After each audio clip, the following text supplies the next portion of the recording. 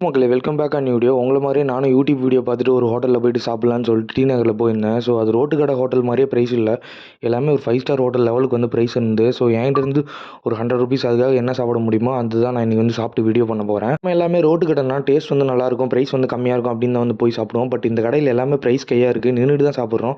So sambar kurma எல்லாத்துலேயுமே உப்பு போட்டாங்க, இது டிசப்பாயின்மெண்ட் ஆகிடுச்சு. ஸோ இங்கே ஒரு பன் பரோட்டா நார்மல் பரோட்டா வாங்கினேன். நார்மல் பரோட்டா சாப்பிட்ற மாதிரி இருந்துச்சு, பன் பரோட்டா வந்து லைட்டாக வேகலை. பட் யூடியூபர்ஸ் எல்லாமே ஹைப் ஏற்றி வேறு லெவலில் வந்து இந்த கடையை காமிச்சிருந்தாங்க. ஸோ நானும் சீப் அண்ட் பெஸ்ட்டாக நல்லாயிருக்கும் அப்படின்னு சொல்லிட்டு ட்ரை பண்ணலான்னு போயிருந்தேன். பட் எனக்கு செம்ம டிசப்பாயின்மெண்ட் ஆகிடுச்சு. ஸோ எந்த யூடியூபருமே கண்டென்ட் பண்ணுறேன்னா ஃபுட்டோட ப்ரைஸை வந்து அவங்க மென்ஷன் பண்ணுறது கிடையாது. அது என்ன காரணம் தெரில, அவங்க ஃப்ரீயாக சாப்பிட்றதாலே என்னென்னு.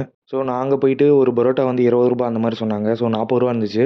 ஸோ ₹40 2 பரோட்டா சாப்பிட்டு வந்துட்டேன். ஸோ குருமா எல்லாத்துலேயுமே உப்பு அதிகமாக போட்டிருந்தாங்க. ஸோ அதுவும் வந்து சாப்பிட முடியல என்னால். ஸோ என்னதான் பண்ணுறது, வாங்கிட்டுமே அப்படின்றதுக்காக சாப்பிட்டு வந்தேன். பட் ஹைப் ஏற்றுறாங்கன்னு சொல்லிட்டு நீங்களும் போயிட்டு வாங்கி சாப்பிடாதீங்க. ப்ரைஸ் ரீசனபுளாக இருந்தால் நீங்களும் சாப்பிட்றீங்கன்னா கீழே வந்து கமெண்ட் பண்ணுங்கள். வீடியோ பிடிச்சிருந்தா லைக் பண்ணுங்கள், ஷேர் பண்ணுங்கள், சப்ஸ்கிரைப் பண்ணுங்கள். நல்ல ஒரு வீடியோவோட நல்ல ஒரு கண்டென்ட்டோட